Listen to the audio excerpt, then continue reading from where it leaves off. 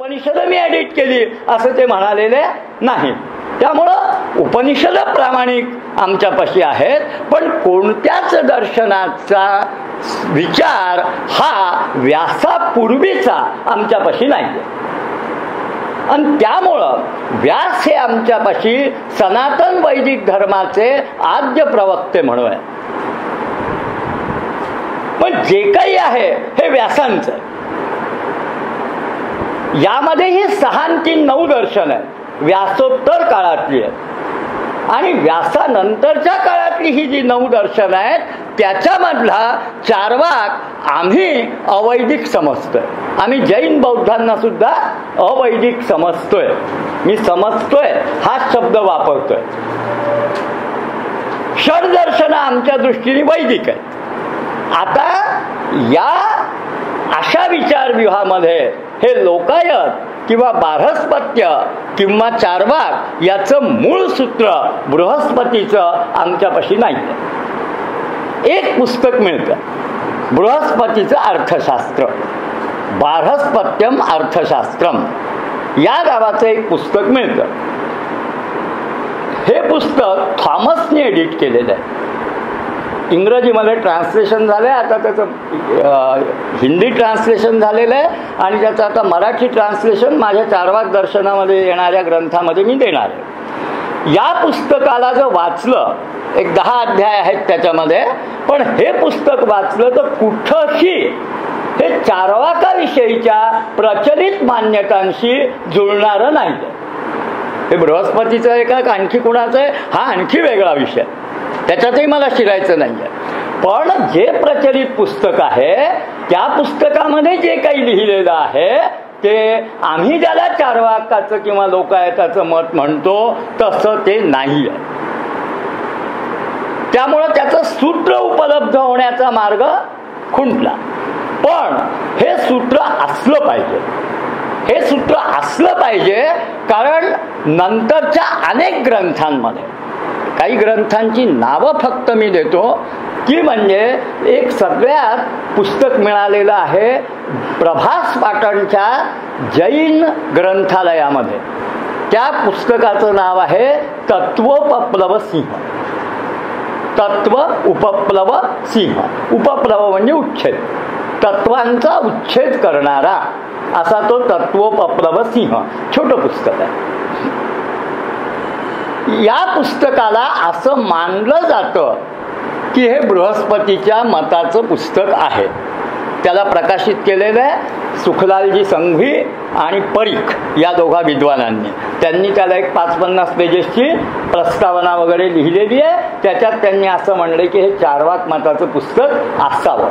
कारण या पुस्तकातलं पहिलं वाक्य असं आहे की बृहस्पतीचे तर्क देऊ शकत नाही असे तर्क मी दिलेले आणि त्याच्या सुद्धा मताचं खंडन मी करतो.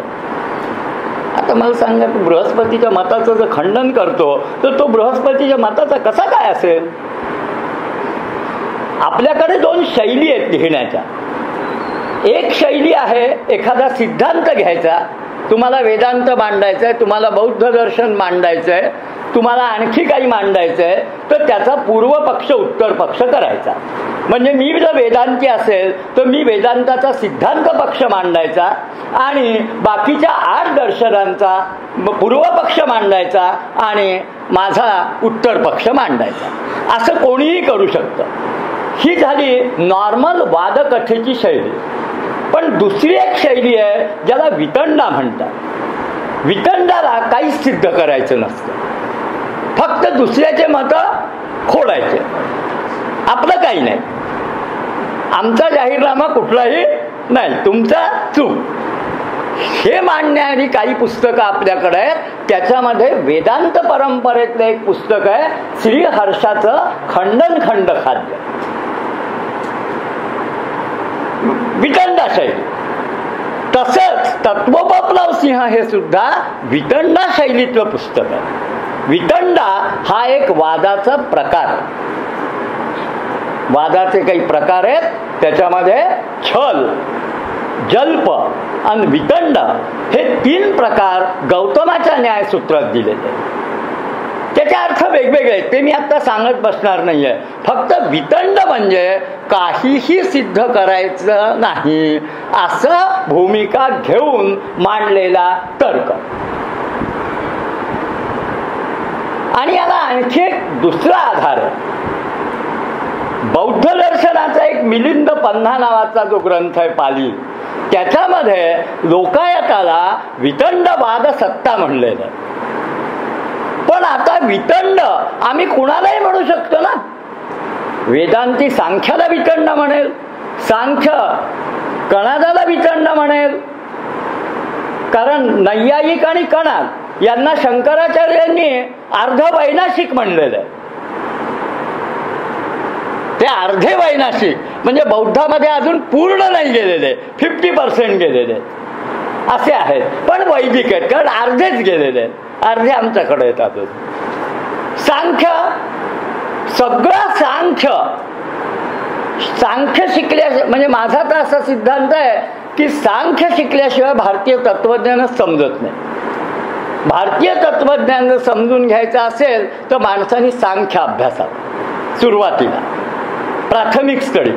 उदाहरण म्हणून सांगतो, गौतम बुद्ध ज्या वेळेला घरदार सोडून गेला संन्यास वगैरे घेऊन, त्यावेळेला त्यांनी 6 वर्ष आराड कोलाम नावाच्या एका आचार्याच्या आश्रमामध्ये 6 वर्ष सांख्याचा अभ्यास केला. गौतम बुद्धाला सांख्याचा अभ्यास करायला 6 वर्ष लागली. आपल्याला किती लागतील माहिती नाही. सांख्य नीट समजल्याशिवाय भारतीय तत्वज्ञान समजत नाही असं प्राचीन काळापासून मान्यता आहे. पुन्हा सांख्यामध्येही मला शिरायचं नाहीये, पण सांख्याला शंकराचार्य वेदविरुद्ध म्हणतात, वेदानुसारी मनुवचन विरुद्ध म्हणतात. त्यांना वेदांत मांडायचं आहे. मग समजा बौद्ध दर्शनाचं एखादं पुस्तक जर लोकायताला वितंड म्हणत असेल तर ते तितकं सिरियसली घ्यायचं का, हा प्रश्न आहे. म्हणजे कुठला तरी एक शब्द घ्यायचा. म्हणजे आम्ही सांख्यातला एक शब्द, शंकराचार्यांमधला एक शब्द घेतला की सांख्य हे वेदविरुद्ध आहे, पण परंपरा सांगते की तो कपिल हा कर्दम प्रजापतीन देवहूतीचा मुलगा आणि भागवतात यांनी आपल्या आईला तत्वज्ञान सांगितलं. मग हा जर अवैदिक आहे तर त्या भागवताचं तत्वज्ञान सांगायला तो कशाला गेला भागवतात? ते व्यासाने लिहिलं असतं का मग त्याच्यामध्ये? अनेक असे प्रश्न. त्यामुळे असे जे रिमार्क मारलेले असतात हे फारसे सिरियसली घ्यायचे नसतात. त्यामुळं मिलिंद पन्हाने जर लोकायताला वितंडवाद सत्ता म्हणलं तर त्याचा तर्क तुम्ही फेटाळू शकत नव्हता एवढाच त्याचा अर्थ होता. याच्या पलीकडं, कारण एखाद्याचा तर्क जर आपल्याला पटत नसेल तर आपण त्याला कुतर्की म्हणतो आणि त्याला काही समजूत नाही असं म्हणतो आपण. हा कॉमन भाग आहे. तर असं हे जे चार्वाक मत आहे, या चार्वाक मताची आमच्याजवळ सूत्र नाही. मी तुम्हाला सांगत होतो तो मुद्दा हा की त्याचे ग्रंथ उपलब्ध नाही, पण याची सूत्राचा जो तत्वपप्लव सिंह नावाचा ग्रंथ आहे त्याच्यात 5-6 सूत्रांचं कोटेशन आलेलं आहे. तत्वपप्लव सिंहाने खंडन करण्यासाठी म्हणून बृहस्पतीची काही सूत्र सांगितलेली आहे. बृहस्पतीच्या काही सूत्राचं कोटेशन गौतमाच्या न्यायसूत्रावरच्या वात्स्यायनाच्या भाष्यात आहे. काही सूत्राचं कोटेशन आद्य शंकराचार्यांच्या ब्रह्मसूत्र भाष्यात आहे. काही सूत्रांचं कोटेशन वात्स्यायनाच्या कामसूत्रात आहे. काही सूत्रांचं कोटेशन त्या तत्वपप्लव सिंहात आहे. आणि काही सूत्राचं कोटेशन बौद्ध परंपरेमधला एक तत्वसंग्रह नावाचा ग्रंथ आहे, शांत रक्षित नावाच्या भिक्षूचा, त्याच्यावर कमलशिलाची पंजिका आहे, या पुस्तकात. हे सूत्राचे फ्रॅगमेंट्स, सूत्राचे तुटक संदर्भ उपलब्ध होण्याचे सोर्सेस आहेत. कौटिल्याच्या अर्थशास्त्रात कुठं कुठं थोडासा सुटा उल्लेख आहे. या सूत्रांना जर आम्ही घेतलं, मी ती वेगळी काढली आहेत, अनेकांनी काढली आहेत, मला जितकी जमली तितकी मी काढली. सगळ्यात पहिल्यांदी ही सूत्र वेगळी केली ही दक्षिणारंजन शास्त्रींनी. आधुनिक काळामध्ये ज्या वेळेला चार्वाकाचा विचार सुरू झाला, काय झालं की एखादा विचार बाहेर जेव्हा निघतो त्यावेळेला आपण विचार करायला सुरुवात करतो आमच्याकडे त्यातलं काही आहे का. म्हणजे जेव्हा विज्ञान प्रगत झालं तेव्हा आमच्याकडे जे अतिरेकी सनातनी निष्ठा असलेले असतील त्यांनी वेदात पाहायला सुरू केलं, वेदात हे आहे का. मग असू शकेल माझा वेदात नाही आहे असं मी म्हणत नाही, पण मग आम्ही पाहतो की मग अग्निबाण तिकडं इकडं असला पाहिजे, बरं तिकडं काहीतरी ॲटम बॉम्ब झाला, इकडं आमचं ब्रह्मास्त्र जे होतं ते तसंच होतं. मग त्यांनी जर सॅटेलाईट सोडले असते तर आम्ही सॅटेलाईट सोडले असतील वगैरे वगैरे. हे एक्झॅक्टली असं पॅरलल असेल का नाही हे वादाचे विषय आहेत. त्या वादातही मला शिरायचं नाही आहे, परंतु आम्ही अशा प्रकारचे विचार करतो. मग असंच झालं गेल्या 2 शतकामध्ये मार्क्सवादाचा उदय झाला. मार्क्सवादाने धर्माला अफूची गोळी म्हणलं, डायलेक्टिक मटेरियलिझम पुढं आणला. मार्क्सवादाने मटेरियलिझम पुढं आणल्यानंतर त्याचा भारतावर प्रभाव पडला, चीनवर पडला, इतका पडला की भारतीयांनी आमच्या कॉन्स्टिट्यूशनच्या डायरेक्टिव्ह प्रिन्सिपल्स ऑफ स्टेट पॉलिसीमध्ये आम्ही सोशलिस्टिक पॅटर्न ऑफ सोसायटी स्वीकारतो आहो असं जाहीर केलं. आम्ही सोशलिस्ट आहो का नाही हाही पुन्हा वादाचा मुद्दा आहे. आणि आज तर जगाच्या पाठीवर कुठंही ही सोशलिस्ट विचार पद्धती कितपत राहिलेली आहे हे तुम्ही जाणता. रशिया कोलमडून पडलेला आहे. भारतातला जो रशिया होता तो बराचसा गेलेला आहे. बंगालचं काय झालेलं आहे आपल्याला माहिती आहे. तर दक्षिणारंजन शास्त्री हे बंगालवर मार्क्सवादाचा प्रभाव, ऑलरेडी बंगालवर नक्षलवादीचा सुद्धा प्रभाव म्हणजे माओवादाचा. आणि मग त्यातून प्रारंभ झाला की आमच्याकडे कुठे जडवाद आहे का. हा एकच माणूस दिसला मग चारवाद. म्हणून दक्षिणारंजन शास्त्रींनी 1925 ते 30 या काळामध्ये पहिलं पुस्तक लिहिलं, a short history of Indian sensationalism, hedonism आणि मटेरियलिझम. 80 पानाचं पुस्तक आहे. आपल्या लायब्ररीत आहे इथं पीपल्स कॉलेज, मी तिथंच वाचलं. 3 शब्द ऐका याच्यातले. शॉर्ट हिस्ट्री ऑफ मटेरियलिझम, जडवाद, सेन्सेशनलिझम, इंद्रियजन्य सुखवाद आणि हेडॉनिझम, भोगवाद. भारतीय जडवादाचा, भोगवादाचा आणि इंद्रियजन्य सुखवादाचा इतिहास, संक्षिप्त इतिहास 80 पानाचा. आणि सायमल्टेनियसली हरप्रसाद शास्त्रींनी लोकायत नावाचा एक निबंध आणखी लिहिला, सेम भूमिका मांडणारा. या हरप्रसाद शास्त्रींनी आणि दक्षिणारंजन शास्त्रींनी, विशेषतः दक्षिणारंजन शास्त्रींनी, हे महामहोपाध्याय होते, यांनी सगळ्यात आधी चार्वाकाची सूत्र संकलित स्वरूपात मांडली. 15 ते 20 सूत्र त्यांनी संकलित स्वरूपामध्ये मांडलेली आहे. ती सूत्र काय याच्याकडे मी अजूनही वळलेलो नाही, पण 4 स्टेजेस मांडल्या. दक्षिणारंजन शास्त्रींनी 4 स्टेजेस मांडल्या. चार्वाक मताच्या विकासाच्या 4 स्टेजेस. कशा पुन्हा सविस्तर मांडत नाही, त्याचा मी मराठी अनुवाद केलेला आहे. चार्वाक मंथन नावाच्या पुस्तकामध्ये 10-12 लेख मी असे सुटे मराठीत करून केले, ते पुणे विद्यापीठाने प्रकाशित केले, वाचून पहा. पहिला त्याच्यातला विकासाचा टप्पा आहे वितंड. वितंडवाद घालणं हा चार्वाकाच्या तत्वज्ञानात्मक विकासाचा पहिला टप्पा. दुसरा टप्पा स्वभाववाद. चार्वाक हा स्वभाववादी आहे. स्वभाववाद म्हणजे निसर्गाचे जे गुणधर्म असतात ते मानणारा. म्हणजे अग्नी उष्ण आहे तर तो का आहे असा प्रश्न विचारता येत नाही. तो त्याचा स्वभाव आहे. पाणी उताराकडे जातं, ते का जातं ते सांगता येत नाही, तो त्याचा स्वभाव आहे. तसं हा निसर्ग जसा काही चालतो तो तसा का चालतो तो त्याचा स्वभाव आहे. पण मला प्रॉब्लेम इथंच वाटला.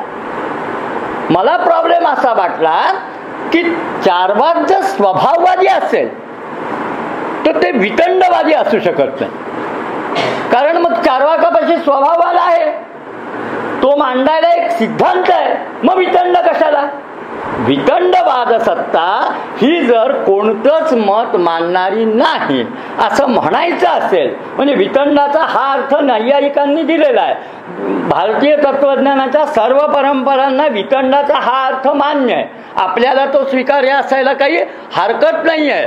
मग हा जर अर्थ वितंडाचा स्वीकारायचा तर चार्वाकाला स्वभाववादी किंवा जडवादी सुद्धा म्हणता येत नाही. कारण स्वभाववाद किंवा जडवाद मांडायला तुमचं एक मत असावं लागतं आणि ते मत मांडायचं तर वितंडा नाही स्वीकारता येत. फार तर तुम्ही छल करू शकता. छल म्हणजे दुसरा काय सांगतोय त्याला असं म्हणायचं की तू ते सांगतच नाहीये, मी जे सांगतोय ते तू सांगतोय. थोडक्यात छल हा असा प्रकार आहे की तो जे काही सांगतोय ते ऐकायचंच नाही आणि म्हणायचं तुझ्या शब्दाचा हा अर्थ जो मला माहिती आहे तो तू सांगतोय आणि तो चूक आहे कारण तो मीच सांगितलेला आहे. तर असा छल आपण करू शकतो. तेव्हा तिसरा टप्पा चार्वाकाच्या जडवादाचा आहे. वितंडातून स्वभाववाद, स्वभाववादातून जडवाद आणि जडवादातून मग निसर्गवाद, असे 4 टप्पे दक्षिणारंजन शास्त्रींनी मांडले. अर्थात चूक बरोबर मी काहीच सांगणार नाही. मी माझ्या विषयाशी प्रामाणिक राहील. प्रचलित मान्यता त्याची मीमांसा मला आता करायचीच नाहीये, ती आपण उद्या करू. तर वितंड, स्वभाव, जडवाद आणि निसर्गवाद या 4 मान्यतांमधून चार्वाकवाद विकास पावला हे आधुनिक काळातला हा ग्रंथ सांगतो. प्राचीन काळातले कोणतेही ग्रंथ आपल्यापाशी उपलब्ध नाहीत. मी आपल्याला सांगितलं की बृहस्पतीचं अर्थशास्त्र त्याचं नाही. बृहस्पतीची सूत्र जी उपलब्ध आहेत ती तुटक आहेत. आता बृहस्पतीच्या सूत्रावर सुद्धा भाष्यग्रंथ होते, याचेही संदर्भ उपलब्ध आहेत. 3 भाष्यांची नावं मी मिळवू शकलो. त्याचे फार थोडे तुटक पॅरेग्राफ मला मिळाले, पण ते भाष्य काही मिळालं नाही. एक भाष्य आहे लोकायत सूत्रावरचं भागुरीचं भाष्य. भागुरी हा सामवेदी ब्राह्मण. सामवेदी ब्राह्मणांनी जडवादी चार्वाकाच्या सूत्रावर भाष्य का लिहावं हा प्रश्न मी इथं अनुत्तरित सोडतो. दुसरं आहे, पुन्हा तेही नाव पहा, ते नाव आहे भट्ट उद्भट. एक भट्ट उद्भट हा भारतीय साहित्यशास्त्राचा लेखक आहे. त्याची काही भाष्य काव्यावरची आहेत. हा भट्ट उद्भट तो आहे का नाही माहिती नाही, पण त्याचं एक भाष्य लोकायत सूत्रावर होतं. असं जयंताच्या न्यायमंजिरीवर एक ग्रंथिभंग नावाची टीका आहे, त्याच्यामध्ये हे पॅरेग्राफ आलेले आहेत. पॅरेग्राफ म्हणजे 2-4 ओळी आहेत. तिसरा संदर्भ जो आहे हा चिरंतन चार्वाकाचार्याचा आहे. नावच त्याचं चिरंतन चार्वाकाचार्य. तर या 3 लेखकांची भाष्य चार्वाकाच्या सूत्रावर होतील आणि चिरंतन चार्वाकाचार्य आणि भट्ट उद्भट हे मध्ययुगातले लेखक आहेत. मला वाटतं 16व्या-17व्या शतकातला भट्ट उद्भट असू शकेल. माझा इतिहास तेवढा पक्का नाही आहे, पण जो काही असेल तो काही फार प्राचीन नाही आहे. म्हणजे 16-17व्या शतकापर्यंत लोकायत सूत्र उपलब्ध होती. मग आता कोणी काही म्हणू शकतं. की लोकायत सूत्र ब्राह्मणांनी जाळून टाकली वगैरे वगैरे, किंवा विरोधी मताच्यांनी जाळून टाकली. पण ते काही 20व्या शतकात जन्मलेले नव्हते विरोधकाचे मत जाळून टाकायला. ते आमचं म्हणजे बुद्धिवाद निर्माण झाल्यानंतरचे लक्षण आहेत त्याची, ग्रंथ जाळून टाकण्याचे. तेव्हा नव्हते. तेव्हा खंडन होत होतं की एक ग्रंथ एकाने लिहिला तर दुसरा ग्रंथ दुसरा त्याला अपोजिशन, तिसरा त्याला अपोजिशन, असं होत होतं. आणि त्यामुळं चार्वाकाचं मत आमच्या इथं 16व्या 17व्या शतकापर्यंत जिवंत राहू शकलं. तेव्हा असं काही मानायचं कारण नाही. कोणी कोणी मानतात, अनेकांनी पुस्तकं लिहिली आहे, त्याचंही खंडन मला करायचं नाही आहे. तर आधुनिक काळामध्ये याचा अभ्यास सुरू झाला तो 1925 ते 30 या काळातला. त्याच्यानंतरचा महत्त्वाचा टप्पा मी तुम्हाला सांगतो. मला थोडं वेळेचं सांगायचं, म्हणजे काय आहे ते काही माझ्याजवळ मी ठेवलं नाही घड्याळ. हां, म्हणजे अजून अर्धा तास आपल्यापाशी आहे ना. तर म्हणजे त्याप्रमाणे पुढे जातो.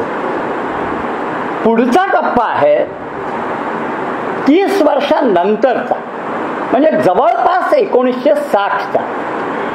पुन्हा दुसरी व्यक्ती सुद्धा मार्क्सवादीचं, देवीप्रसाद चट्टोपाध्याय, लोकायत, इंग्रजी पुस्तक. हे लोकायत सुद्धा आम्ही इथंच वाचलेलं, पीपल्स कॉलेजला. लोकायताचा पहिला मराठी अनुवाद गाडगिळांचा, त्याच नावाने. लोकायताची मीमांसा अनुवाद झाला, तो सुद्धा लोकवाङ्मयनी प्रकाशित केला. मी लोकवाङ्मय हे मुद्दाम सांगतो कारण मार्क्सवादी पुस्तकं प्रकाशित करणारच ते प्रकाशन आहे. मग लोकायत जे होतं पीपल्स पब्लिशिंग हाऊसचं, या लोकायतमध्ये भूमिका काय घेतली ही देवीप्रसादांनी, ही सांगून मी पुढे जातो. लोकायतामध्ये अशी भूमिका घेतली गेलेली आहे की मी फक्त पॉइंट सांगून पुढे जाणार आहे, सगळी चर्चा मला करता येणार नाहीये. लोकायत जे आहे, पहिला मुद्दा ते जडवादी आहे. दुसरा मुद्दा, लोकायत हे अवैदिकांचं तत्व. ते तर आहेच. 6+3 मध्ये ते 3च्या बाजूने आहे आणि 8+1 मध्ये ते एकटं आहे. तेव्हा ते अवैदिक आहे. तिसरा मुद्दा, लोकायत हे असुरांचं तत्वज्ञान आहे. आता वेद जर देवांचे असतील तर हे जडवाद तर असुरांचाच असायला पाहिजे ना, तर ते असुरांचं तत्वज्ञान आहे. तिसरा मुद्दा, हे जे अवैदिक जडवादी असुर आहेत ते म्हणजे आर्यांनी भारतावर आक्रमण करण्याच्या पूर्वीचे इथले मूळ आदिवासी, हरिजन, गिरिजन वगैरे वगैरे. देवीप्रसाद, माझं मत नाही आहे. सांख्य तत्वज्ञान जे आहे हे असुरांचं, त्यामुळं सांख्य जडवादी आहे. आणि जडवादी असल्यामुळं शंकराचार्य त्याचा विरोध करतात. देवीप्रसादांची मतं मी मांडतो. पुन्हा एकदा रिव्हाइज करा. चार्वाक किंवा लोकायत हे जडवादी आहे, चार्वाक किंवा लोकायत हे अवैदिक आहे, चार्वाक लोकायत हे असुरांचं आहे. हे असुर म्हणजे आर्यपूर्व भारतीय आहेत. हे आर्यपूर्व भारतीय सांख्य तत्वज्ञान फॉलो करत होते. सांख्य हे असुरांचं आहे. पुढचा मुद्दा, सांख्यामधून तंत्राचा विकास झालाय. तंत्र हे भोगवादी आहे, म्हणून चार्वाकाचं तत्वज्ञान हे तंत्राला जवळचं आहे. एवढ्या चौकटीमध्ये 600 पानाचं पुस्तक देवीप्रसादांनी लिहिलेलं आहे. योग्य अयोग्य मी आता पुन्हा काहीही बोलणार नाहीये. की एवढ्या व्यूहामध्ये लोकायत बसवल्यानंतर मग देवीप्रसाद काय म्हणतात की आता भारतीय तत्वज्ञानाची फेरमांडणी करावी लागणार आहे. अर्थात त्यांच्यानंतर ती झाली नाही, तो भाग वेगळा, किंवा कोणी ती केलीही नाही. उलट काही प्रश्न असे उपस्थित होतात जे नव्या संशोधनाने वादग्रस्त ठरवले. पहिला मुद्दा म्हणजे आर्यांचं भारतावर कधी आक्रमण झालं होतं का, हा वादग्रस्त मुद्दा आहे. आपल्या इतिहासाचे जर देवसर असते तर त्यांनी तसं कधी झालं नसतं हे सविस्तर सांगितलं असतं. तो माझा विषय नाही, पण मी त्याच्यामध्ये शिरणार नाही. पण तशा शक्यता बऱ्याच आहेत. कारण आता नासाने जे सरस्वती नदीवर संशोधन केलेलं आहे त्याचे पुरावे जर घेतले तर ही सिंधू संस्कृती जी आहे त्याच्या पूर्वीची वैदिक संस्कृती आहे असं पुरावे उपलब्ध झालेले आहेत. जे सिंधूचे टॅबलेट्स आहेत, सिंधूच्या टॅबलेट्सचा अन्वयार्थ हा वैदिक ऋचांनी चांगल्या पद्धतीने लागतो असं सुद्धा देगलूरकर सरांनी अनेक जागी दाखवून दिलेलं आहे. ही दोन्ही नावं मी इतिहासाचे आचार्य म्हणून घेतलेली आहेत. आता हा वादग्रस्त मुद्दा मी परत बाजूला ठेवतो. प्रश्न आता असा आहे, असू लोकायताचं तत्वज्ञान असुरांचं आहे का? मी आहे या पक्षाचा आहे. असुरांचं तत्वज्ञान आहे या पक्षाचं आहे. याविषयीची एक छोटीशी कथा आहे. ती कथा सांगून थोडक्यात मी पुढे जातो. ही कथा आलेली आहे छांदोग्य उपनिषदात. छांदोग्य उपनिषद हे सामवेदाचं उपनिषद आहे. सामवेदाचे अनेक ब्राह्मण आहेत. ब्राह्मण म्हणजे टेक्स्टबुक आहेत ब्राह्मण नावाची. त्यामध्ये एक तलवकार नावाचं ब्राह्मण आहे. या तलवकार ब्राह्मणाचं अपेंडिक्स म्हणजे छांदोग्य उपनिषद आहे. या छांदोग्य उपनिषदामध्ये एका अध्यायामध्ये अशी कथा आहे की एकदा देवांचा राजा हा माहिती आहे आपल्याला इंद्र, आणि असुरांचा राजा माहिती आहे का विरोचन, या दोघांना आत्मज्ञानाविषयीचा प्रश्न पडला की बाबा आत्म्याचं स्वरूप काय आहे. दोघांना पडला, इंद्रालाही पडला, विरोचनालाही पडला. दोघं मिळून एकमेकाशी बोलले असतील आपण प्रजापतीकडे जाऊ. म्हणजे ते विष्णूकडे गेलेले नाही, ते ब्रह्मदेवाकडे गेलेले नाहीत, प्रजापतीकडे गेलेले. प्रजापती संस्था ही प्राचीन भारतातली एक स्वतंत्र संस्था आहे. अजून त्याच्यावर फारसं संशोधन झालेलं नाही आहे. प्रजापतीकडे गेले. प्रजापतीकडे गेल्यानंतर त्यांनी त्याला सांगितलं की बाबा आम्ही असं असं आलेलो आहो, आम्हाला हा असा असा प्रश्न आहे. तर प्रजापतींनी सांगितलं काही हरकत नाही, तुम्ही आला आहात तर आता इथं राहा, ब्रह्मचर्य पाळून 32 वर्ष राहा. 32 वर्षानंतर मी तुम्हाला काय ते. दोघंही प्रामाणिक होते बिचारे. म्हणजे असुरांचा जरी राजा झाला तर तोही ब्रह्मचर्य पाळून 32 वर्ष राहिला, इंद्रही ब्रह्मचर्य पाळून 32 वर्ष राहिला. 32 वर्ष राहिल्यानंतर आता वाटच पाहत होते 32 वर्ष कधी होतात. म्हणजे लॉंग पिरियड आहे ना. आपण जर इथं सांगितलं की हे व्याख्यान 32 मिनिटानंतर सुरू होईल, मग अर्धे लोक तर जातील नक्की. 32 मिनिटं कोणी थांबायचं. आणि कॉलेजात सुद्धा एक प्राध्यापक 32 मिनिटं उशिरा येतो म्हणला तर अर्धा पिरियड तो होतो. आता थांबून काय करायचं, आपण थांबत नाही. तेव्हा 32 वर्षाचा तो कालावधी ते दोघंही थांबले. 32 वर्षानंतर विचारलं की आम्ही आलो होतो ते लक्षात आहे का? म्हणलं लक्षात आहे. मग आमचं उत्तर सांगा. त्यांनी सांगितलं ते तिथं गंगाळ ठेवलेलं आहे, पाण्याचा गंगाळ ठेवलेलं आहे, त्या गंगाळात पहा. गंगाळात जाऊन पाहिलं, काय दिसतं? काही नाही, आम्ही जसे आहोत तसे दिसतो. जातो आत्मा आहे, निघून जातात. व 32 वर्षानंतर घंटाभरचं प्रवचन देशील काहीतरी नाही. गंगाळात पहा, काय दिसलं? आम्ही जसे आहोत तसं दिसलं, तो आत्मा आहे, आता तुम्ही जाऊ शकता. दोघं गेले.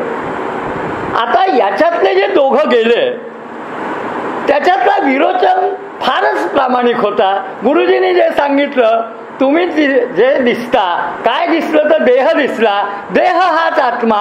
त्यांनी आपल्या राज्यात जाऊन तसं सांगितलं, देह हाच आत्मा. इंद्र धूर्त होता, तो असुर सरळ होता बिचारा, त्यांनी जाऊन सांगितलं की देह हाच आत्मा. याने विचार केला जाता जाता देह हा जर आत्मा असू शकतो का, त्याला डाऊट आला. ज्याला डेकार्टस फिलॉसॉफिकल डाऊट म्हणतो तो आला त्याला. संशयात्मा विनश्यती असं गीता म्हणते, पण छांदोग्य म्हणतं संशयात्मा तरिष्यती. संशय घेतला पाहिजे ज्ञानाबद्दल. देह हा आत्मा कसा काय होतो, हात तुटला, पाय तुटला, आणखी काही झालं तरी मी असतोच का नाही. आपल्याला प्रजापतीने फसवलं म्हणला, ते काही नाही, परत गेलं पाहिजे. परत आला, परत तोच प्रकार, 32 वर्ष राहा म्हणे. आता कसं पाहायला सांगतो, आरशात पाहायला सांगतो का माहिती नाही. असं 3 वेळा झालं. 32 वर्ष 3 वेळेला झालं. आणि अंततः प्रजापतीने त्याला तत्वज्ञानाचा उपदेश केला, अद्वैत तत्वज्ञानाचा उपदेश केला. त्याने त्याला जागृती, स्वप्न, सुषुप्ती काय सांगितलं वगैरे वगैरे. तो विषय मी आता चर्चिणार नाहीये. तुम्हाला जर तुम्ही कोणी जर डेकार्टसचं डिस्कोर्स ऑन मेथड वाचलं असेल तर त्याच्यातली ती मेथड आणि छांदोग्याची मेथड सेम आहे इथं, अगदी सारखी. म्हणजे जे तत्वज्ञान इकडं 15-16व्या वर्षामध्ये चिंतन केलं जात होतं ते आमच्याकडे 4-5 हजार वर्षापूर्वी तरी चिंतन केल्या गेलेलं आहे. Same method. असुरांचा राजा निघून गेला, तिथं उपनिषद असं सांगतं आपल्याला, पुढचा विषय बाजूला ठेवून, की विरोचन गेला. विरोचनाने आपल्या राज्यात जाऊन आपल्या प्रजेला असं सांगितलं की देह हाच आत्मा आहे, आणि ते असुरांचं उपनिषद झालं. असुरांचं उपनिषद, असुरोपनिषद असे शब्द छांदोग्याने वापरलेले आहेत. काही मुद्दे मला याच्यात हायलाइट करायचे. याच्यातला सगळ्यात महत्वाचा मुद्दा मला असा सांगायचा आहे की देवी प्रसाद जसं म्हणतात तसे असुर हे आर्यपूर्वज असतील तर इंद्र त्याची भेट झाली केव्हा, आणि ते दोघं एकाच गुरुकडे का गेले. असुर हा जर आर्यपूर्वांचे प्रतिनिधी असतील तर त्या विरोचनाने दुसऱ्याकडे जायला हवं होतं, इंद्राने दुसऱ्याकडे जायला हवं होतं. असं झालेलं नाही, दोघंही एकाच ठिकाणी गेलेले आहेत. त्यामुळं शक्यता या निर्माण होतात की असुर आणि देव हे कुठंतरी, छांदोग्य उपनिषद लिहिलं त्यावेळेला तरी एकत्र राहत असले पाहिजे. आणि एकत्र जर ते राहत असतील तर हे वेगवेगळ्या संस्कृतीचे प्रतिनिधी नाहीत, कारण ते एकत्र गेलेले.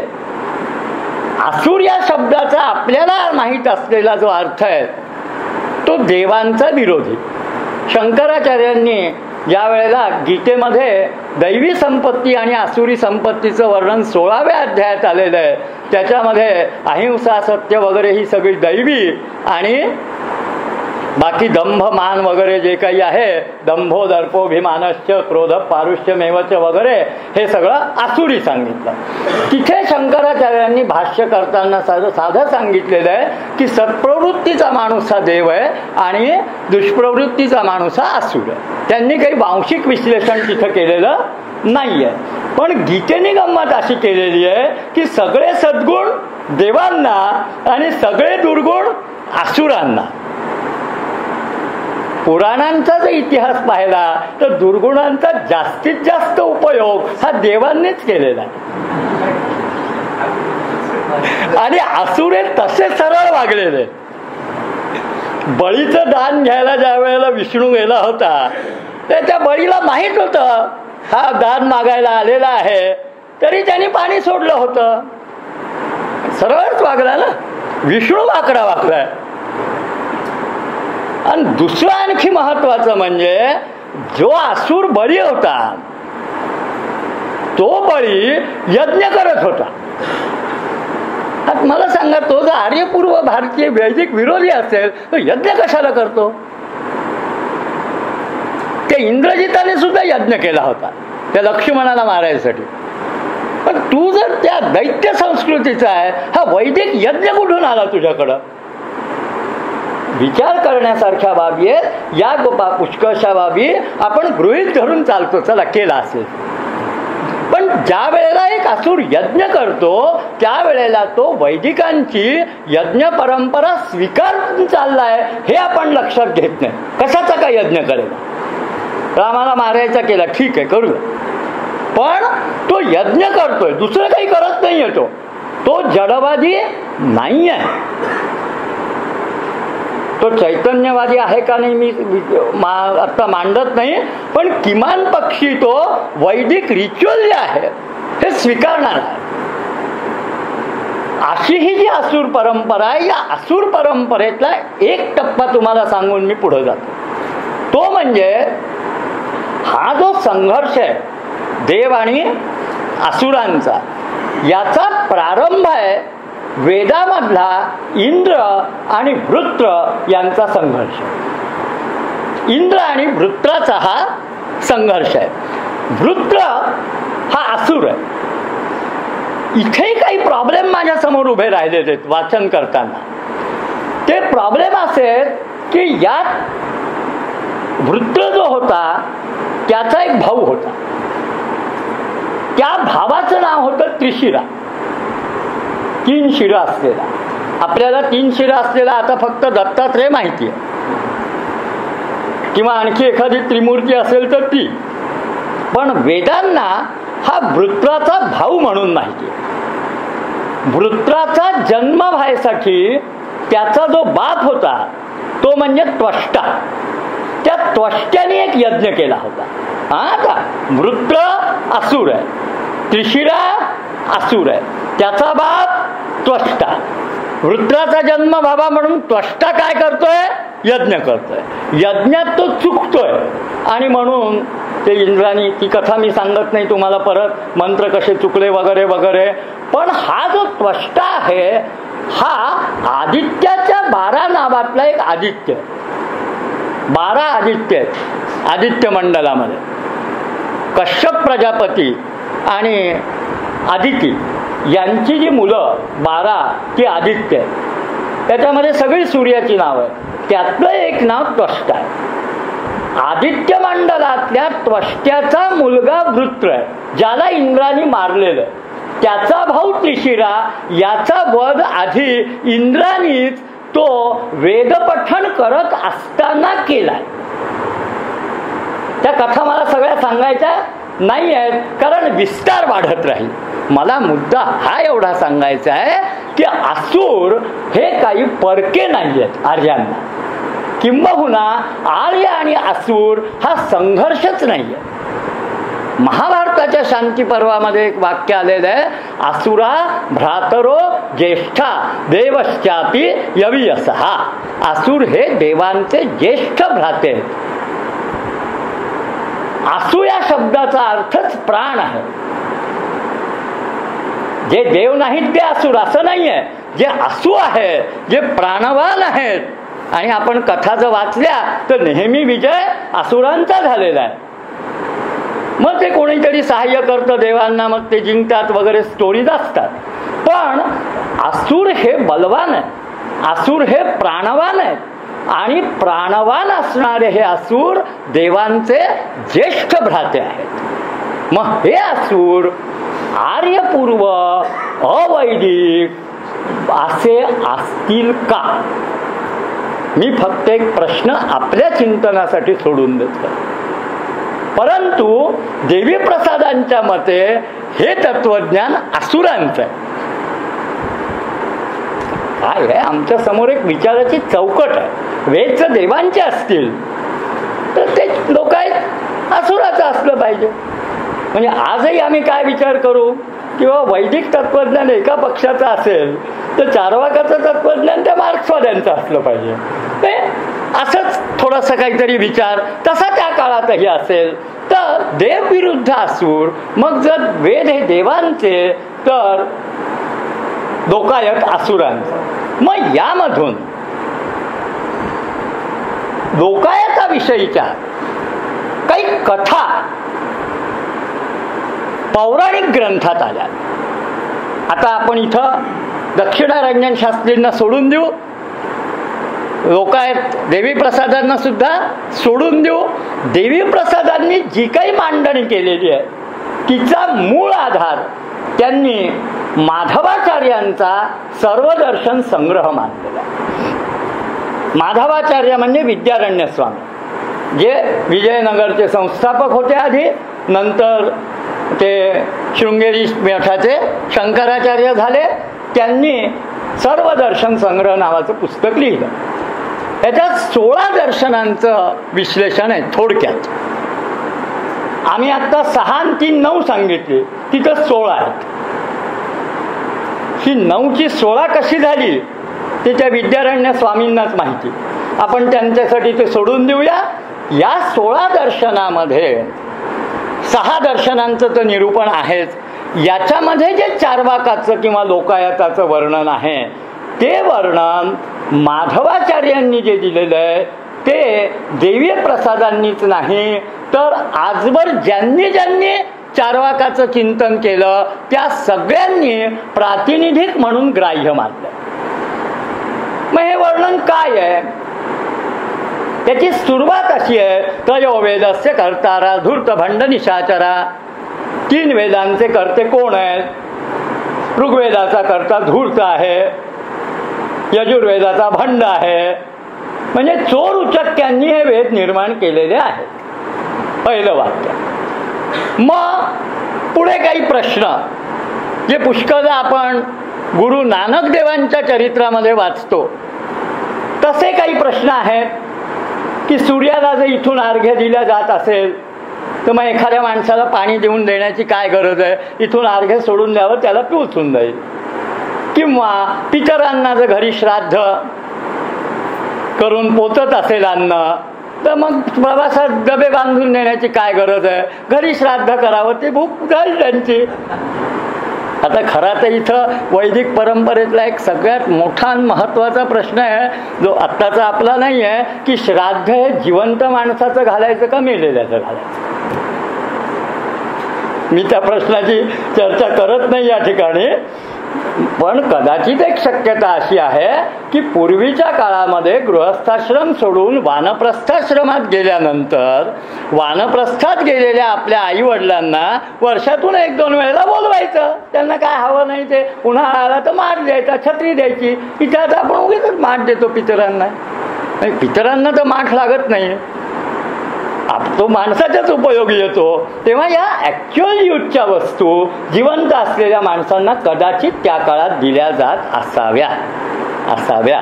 मी काही याच्यावर भाष्य करणार नाही आहे, पण वैदिक कन्सेप्ट आणि आपण समजून घेतलेले कन्सेप्ट याच्यात पुष्कळ अंतर पडलं असण्याच्या शक्यता सुद्धा आहेत.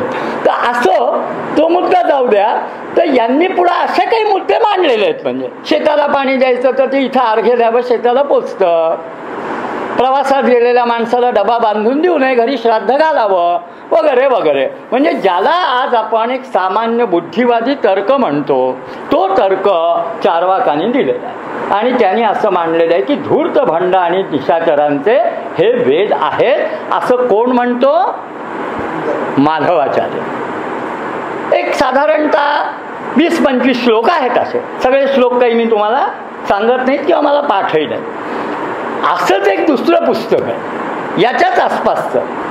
ते पुस्तक आहे हरिभद्राचा, हरिभद्र जैन आहे, षडदर्शन समुच्चय.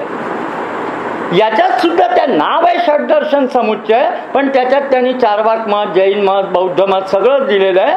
तर त्याच्यात सुद्धा याचीच कॉपी आहे. आणखी एक पुस्तक आहे हरिभद्राच्या षडदर्शन समुच्चयावर गुणरत्नाचं भाष्य आहे. या गुणरत्नाच्या भाष्यात सुद्धा याचं जास्त स्पष्टीकरण आलेलं आहे. म्हणजे 14व्या शतकाच्या आसपासचा माधवाचार्य, वैदिक परंपरेतले, जैन परंपरेतला हरिभद्र, गुणरत्न हे चार्वाकाची मांडणी, चार्वाक हा भोगवादी विचार असल्याचं मत प्रदर्शित करतात. ज्या मतावर आम्ही आपली मांडणी करतो, ज्याच्यामधलं सर्वाधिक पॉप्युलर वाक्य यावत जीवेत सुखम जीवेत मृणम कृत्वा घृतम पिबेत. नीट विचार करा, चार्वाक किती चांगला होता. ऋण काढून तूप प्या म्हणला, दारू प्या म्हणला नाही. म्हणजे असुर असून सुद्धा सुराम पिबेत असं काही त्या विचाराने केलं नाही. घृतम पिबेत म्हणला, काही पौष्टिक पदार्थ खा. तर असो गमतीचा भाग तो. पण हे मग एखादं तत्वज्ञान ज्याला दर्शन म्हणून मान्यता आहे, हे इतकं उच्छृंखल असू शकेल का, हा एक प्रश्न आहे. आणि हे जे इतकं उच्छृंखल असेल तर तुम्ही 8 लोक याच्या विरोधात का आहात? सांख्य, योग, न्याय, वैशेषिक, पूर्वोत्तर मीमांसा, जैन, बौद्ध सगळेजण याच्याशी का भांडतायत? इतकं जर फालतू असेल ते तर कोणीच स्वीकारणार नाही ना, नॅचरल आहे. तरी सुद्धा प्रत्येक दार्शनिक आपल्या मताची मांडणी करताना सगळ्यात आधी लोकायत मताचं खंडन करणं आवश्यक समजतं. आणि लोकायताचं जर खंडन झालं तर बऱ्याच इतरांचं आपोआप खंडन होतं. याला शंकराचार्य प्रथम मल्ल निबर्हण न्याय म्हणतात. प्रथम मल्ल निबर्हण म्हणजे सगळ्यात भारी पैलवानाला पहिल्यांदा चितपट करायचं, बाकीचे आपोआप जातात. तसं जर चार्वाकाला चितपट केलं तुम्ही वैचारिक दृष्ट्या तर बाकीचे आपोआप बाजूला सरकतात, त्यांच्याशी वाद घालायचं कारण राहत नाही. तर अशी ही मांडणी का केली असती? मी तुमच्या पुढं काही प्रश्न ठेवतोय फक्त, की असं जर असतं, हे जे इतकं उच्छृंखल भोगवादी तत्वज्ञान असतं तर प्रत्येक दार्शनिकाने ते इतकं सिरियसली का घेतलं? आता हाही मुद्दा इथं सोडून मी काही मुद्दे अजून एक 10 मिनिटं मिळू शकतात का सर मला? हां हां, म्हणजे कसं की त्याचा एक भाग मी पूर्ण करू शकेन. त्या 10 आता मी तुम्हाला काही मुद्द्यांकडे नेणार आहे ज्या पौराणिक कथा आहेत चार्वाकाविषयीच्या. कारण चार्वाक कोण माहिती नाही. बृहस्पतीचं मत आहे, बृहस्पती आमच्यापाशी एकच आहे, देवांचा गुरु. त्यांनी असले काही कामं का केले? म्हणजे नास्तिक मताचं प्रवर्तन करणारं सूत्र कशासाठी लिहिलं माहिती नाही. चार्वाक माणूस आहे का विचाराची धारा आहे माहिती नाही. लोकायतचा एक्झॅक्ट अर्थ काय आहे माहिती नाही. त्याचं पुस्तक आमच्यापाशी नाही. आता आमच्यापाशी काही गोष्टी आहेत, पुराणातल्या कथा. या पुराणातल्या कथामध्ये पहिली कथा आहे विष्णू पुराणात. विष्णू पुराणाच्या 3ऱ्या अध्यायामध्ये कथा आहे. ही कथा अशी आहे, फार पूर्वी ते विष्णू पुराण जेव्हा केव्हा लिहिलं गेलं असेल त्याच्याही आधी पुष्कळ असुर एकत्र झाले आणि त्यांनी एकत्र होऊन नर्मदेच्या किनाऱ्यावर तपश्चर्या करायला सुरुवात केली. काही काही गोष्टी कळतच नाहीत मला. हे जर असुर असेल तर त्या नर्मदेच्या किनाऱ्यावर तपश्चर्या करायला कशाला गेले? कुठचंही करायची दुसरीकडं. म्हणजे सगळ्यात पवित्र समजल्या जाणाऱ्या त्या नदीच्या किनारी जाऊन हे असुर तपश्चर्या करत होते. आता कुणी तपश्चर्या केली? सगळ्यात पहिल्यांदा प्रॉब्लेम इंद्राला होतो. आपल्याला गोष्टी ऐकून माहिती आहे. म्हणला की आता हे तर तपश्चर्या करायला लागले तर हे स्वर्ग जिंकतील, इंद्रपद प्राप्त करतील वगैरे वगैरे. मग इंद्राला प्रॉब्लेम झाला. त्यांनी कन्सल्टन्सी घ्यायसाठी विष्णूकडे गेला, बेस्ट कन्सल्टंट सगळ्यांचा. विष्णूला त्यांनी सांगितलं की काय बाबा हे असं आहे. तर ते म्हणला विष्णू काही काळजी करू नका, हे असे कामं मी करत असतो, मी अवतार घेतो. आणि त्याने मायामोहाचा अवतार घेतला. मायामोह ते जसं त्यांनी त्या समुद्र मंथनाच्या वेळेला मोहिनीचा अवतार घेतला होता तसा त्यांनी मायामोहाचा अवतार घेतला आणि तो असुरांकडे आला आणि त्यांनी सांगितलं बाबा हे असं कशासाठी तपश्चर्या करता, फार वाईट असतं हे तपश्चर्या करणं वगैरे वगैरे त्यांना समजून सांगितलं. त्यांनी सुद्धा ते आता विष्णू आहेत ऐकावं लागतं, शेवटी प्रभाव पडतो. तर ते त्यांनी ऐकलं आणि त्यांनी तपश्चर्या सोडून दिली. आणि तपश्चर्या सोडून दिल्यानंतर ते वेदविरुद्ध मार्गाचं आचरण करायला लागले. म्हणजे ते आधी वैदिक होते का? म्हणजे एक तर असुर होते, नंतर ते वेदविरुद्ध मार्गाचं आचरण करायला लागले. म्हणजे आधी वेदानुसारी करत असले पाहिजे तिथल्या वचनानुसार. तर अशा प्रकारे विष्णूने फसवणूक केली. त्या फसवणुकीच्या वेळेला त्यांनी जे काही प्रवचन दिलं ते म्हणजे लोकायत. विष्णू पुराण सांगतो. एक कथा. दुसरी कथा आहे. दुसरी कथा हरिवंशात आहे, पहिल्याच अध्यायात आहे. एक राजा होता, त्याचं नाव होतं रजी. रजी म्हणा, रई म्हणा. रई म्हणजे ऐश्वर. तर रई किंवा रजी असा एक राजा होता. त्या राजाला 500 मुलं होती. त्या 500 मुलांनी प्रश्न विचारायचे नाही कुठले. आणि उद्या जरी चर्चा असली तरी रजीला 500 मुलं कशी होती हे विचारायचं नाही. होती, संपलं. त्या 500 मुलांनी इंद्रावर सारख्या स्वाऱ्या केल्या. त्या जरासंधाने कशा कृष्णावर केल्या किंवा त्या गजनीने जशा सोमनाथावर केल्या तशा यांनी सारख्या स्वाऱ्या केल्या. मला हाही एक प्रश्न पडतो, हे इंद्राकडे जात येत कसे काय होतं? म्हणजे आता तर कोणी जात येत नाही ना. म्हणजे आता आपल्याला इंद्र हा गोष्टीमध्येच माहिती आहे फक्त, पण तिथं सारख्या इंद्रावर स्वाऱ्या. म्हणजे ऍक्च्युअली ही कुठली तरी इन्स्टिट्यूशन असली पाहिजे इंद्र नावाची. दुसरी एक गोष्ट इंद्रासंबंधीची ती उद्या सांगेल, आज नाही. तर ते स्वाऱ्या केल्यामुळे इंद्र परेशान झाला, पुन्हा गेला. पण आता हा विष्णूकडे नाही गेलेला, हा गेला बृहस्पतीकडे. इथं थोडी सुसंगतता आहे की तो बृहस्पतीकडे गेला. मग बृहस्पतीला म्हणलं तो अवतार घे. बृहस्पती म्हणला ठीक आहे. मग बृहस्पतीने चार्वाकाचा अवतार घे. पुन्हा तेच तिथं जाऊन ती फिलॉसॉफी चुकीची शिकवली, त्याला वैदिक धर्मापासून परावृत्त केलं आणि वगैरे वगैरे ते वाईट मार्गाला लागले. कोण? त्या रजीची मुलं. रजी अवैदिक नाहीये, रजी आर्यच आहे. त्याची मुलं काय होती माहिती नाही. मग हा जो आला त्यांनी या रजीला इंद्रपद वाचवण्यासाठी म्हणून त्याला चुकीचं तत्वज्ञान शिकवलं. ते चुकीचं तत्वज्ञान म्हणजे चार्वाक मत. ठीक आहे. दुसरी कथा, आणखी एक कथा आहे. चार्वाक हा महाभारतामध्ये दुर्योधनाचा मित्र नाही. म्हणजे तो अर्जुनाचा असूच शकत नाही ना, कारण अर्जुनाकडे कृष्ण आहे. खरं तर मला ही शंका आहे, हाच सगळ्यात मोठा लोकायतिक आहे कृष्ण, पण तो दुर्योधन त्याच्याकडून आहे. दुर्योधनाकडून तो चार्वाक आहे. युद्धबिद्ध झालं, सगळं संपलं. ते युधिष्ठिराचा यज्ञविज्ञ झाला, सगळी कथा काही सांगत नाही. त्या तिथं चार्वाक ब्राह्मण गेला. कोण गेला? चार्वाक ब्राह्मण गेला. चार्वाक राक्षस नाही गेला. किंवा आपण काही ठिकाणी असं लिहिलंय, चार्वाक नावाचा राक्षस ब्राह्मणाच्या वेशात गेला.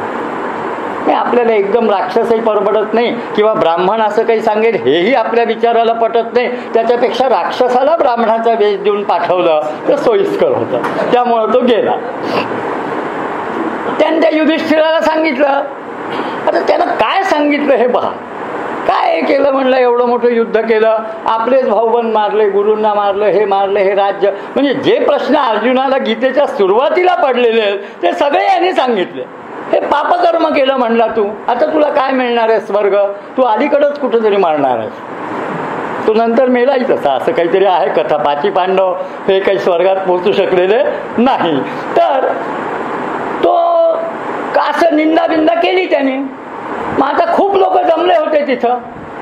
मग त्यावेळेलाही आतंकवादी होते. सगळ्या ब्राह्मणांनी मिळून याला जाळून टाकलं, चार्वाकाला. आता प्रॉब्लेम झाला परत, कारण तो ब्राह्मणाच्या वेशात होता ना. मग ब्रह्महत्येचं पाप लागतं. आता काय करायचं? कृष्ण आला तिथं. म्हणजे सगळ्यावरचा उपाय तिथं आला. कृष्णाने सांगितलं काही प्रॉब्लेम नाही.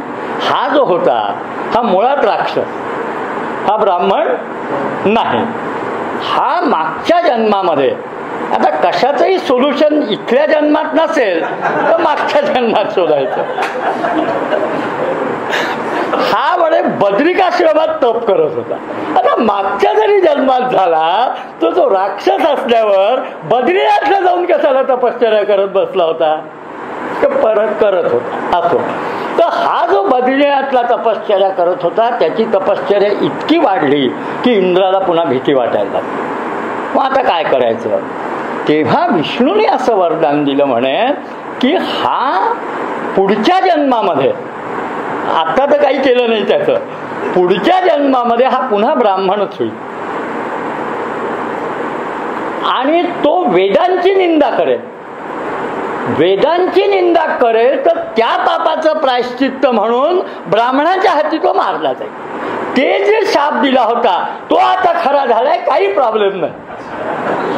कृष्णाने सारवासारव केली, कृष्णाने अनेक बाबींची सारवासारव केलेली आहे, तशी याही बाबीची त्यांनी केली. म्हणजे पुन्हा काय की हे जे तत्वज्ञान आहे, हे तत्वज्ञान हे जरी बृहस्पतीने सांगितलेलं असलं तरी सुद्धा हे तत्वज्ञान असुरांना, राक्षसांना वाईट मार्गाला लावण्यासाठी सांगितलेलं आहे. म्हणजे देवांच्या दृष्टीने उद्देश चांगलाच आहे.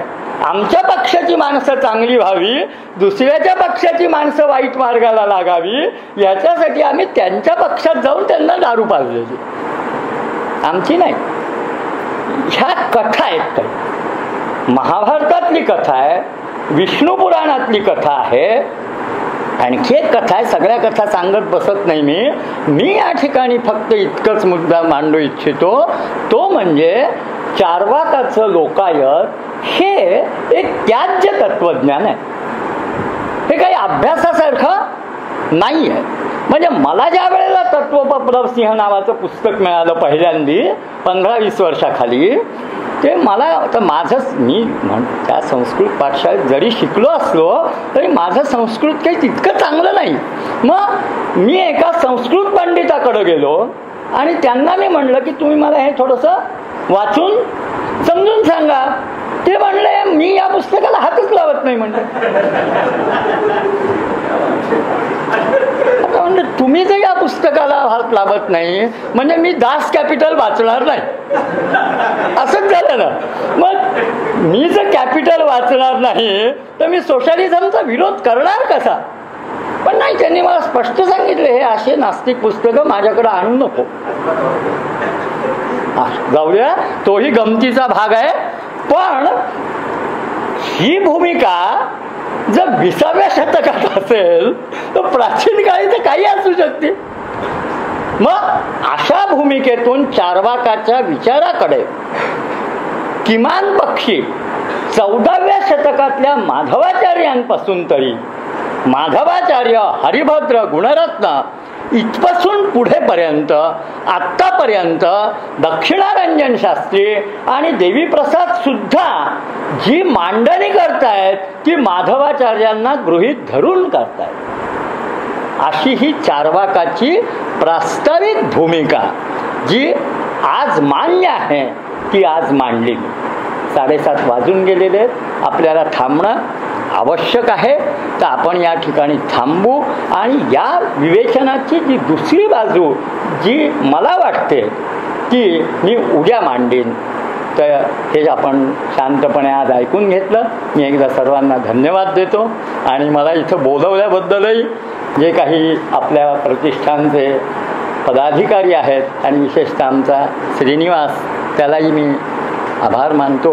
हे खरं उद्या सांगितलं चाललं असतं पण सहज पुन्हा उद्या काय होईल विसरून नाही सांगता येत नाही. तर इथं आपण थांबूया. धन्यवाद.